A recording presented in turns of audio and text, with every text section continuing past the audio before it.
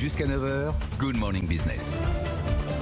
Il est 7h43. Notre invité, c'est Daniel Labaronne, député Renaissance, membre de la Commission des Finances. Bonjour. Bonjour. On va évidemment parler de ce chemin de croix de l'adoption du budget 2023 pour le gouvernement.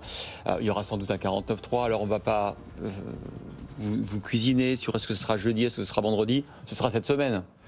Écoutez, ce sera en fonction de la nature des débats. Si la discussion budgétaire dans l'hémicycle est constructive, positive, si on avance et si on a enrichi le texte, eh bien, ce sera peut-être pas cette semaine, ce sera peut-être un petit peu plus tard. Bien évidemment, si on est face à une opposition qui bloque le débat parlementaire, je pense que la Première ministre prendra ses responsabilités.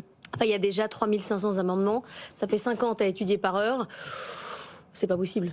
Oui, ce qui prouve bien que c'est une stratégie de blocage du débat parlementaire.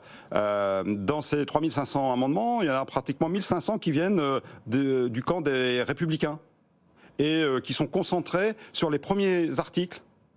Donc on voit bien qu'il y a là une stratégie de vouloir emboliser en fin de compte le débat parlementaire. Ça veut dire que vous renoncez à convaincre les Républicains de voter pour le budget? Moi je renonce à rien, je suis très, très confiant, très optimiste, on va peut-être essayer d'avancer dans ce débat, mais comme vous le disiez, le temps nous est compté, et par conséquent, si à un moment donné on s'aperçoit que bon, ça ne sert à rien de débattre parce que nous perdons notre temps, il faudra effectivement sortir le 49.3. Alors on va parler de 3 amendements qui nous intéresse et que vous avez d'ailleurs en partie soutenu en commission des finances. L'amendement jet privé. Oui. Est-ce qu'il faut aligner la fiscalité du carburant pour les jets sur la fiscalité de l'automobile et des avions de ligne? Alors écoutez, moi je crois que dans cet amendement, il faut aligner sur la fiscalité automobile et en plus, il faut privilégier les carburants verts.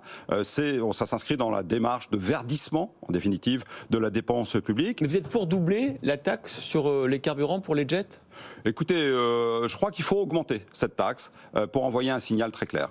Parce que effectivement les jets privés contribuent à l'augmentation des gaz à effet de serre et donc je crois que dans cette démarche il faut être tous responsables. Voilà. Enfin, il faut du symbole en fait, c'est ça que vous voulez dire. Il faut du symbole et puis il faut aussi envoyer un signal en direction des constructeurs, des fabricants de jets. Il faut des jets plus propres. L'autre amendement, c'est la déductibilité des intérêts d'emprunt de l'impôt sur le revenu, ça on garde ?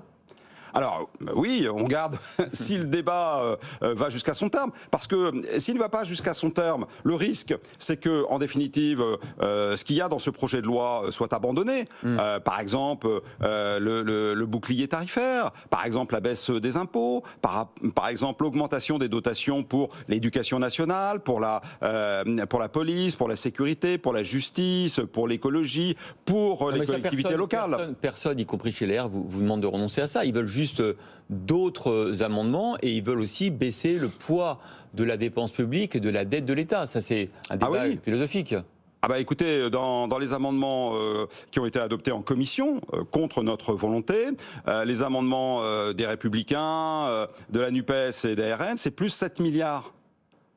Donc, ils ne le gâchent pas par des recettes supplémentaires? Ah ben pas du tout. C'est pas obligatoire normalement dans la Constitution. Alors si, il faut gager les augmentations de dépenses par l'augmentation du prix du tabac. Donc si on adoptait tous les amendements de nos oppositions, le paquet de tabac passerait à 1 000 €. 1 000 €. Bon, je reviens quand même à la question de l'or sur les intérêts d'emprunt parce que c'était une mesure très populaire à une époque. Oui. La déductibilité des intérêts d'emprunt des revenus dans le cadre de la déclaration d'impôt sur le revenu. Oui. C'est un amendement, je l'ai vu. Oui. Est-ce que vous allez le voter, le soutenir ?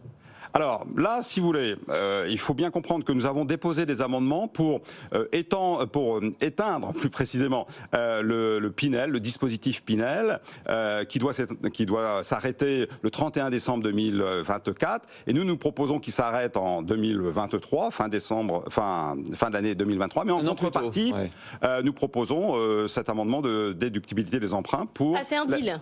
Oui, c'est une forme de compensation par rapport à l'extinction du Pinel. Nous proposons cette mesure de déductibilité des emprunts pour les primo-accédants. Ça sera pour tous les types de logements? Alors, pour ce qu'on appelle les Pinel Plus, c'est-à-dire les constructions neuves qui ont une haute valeur environnementale.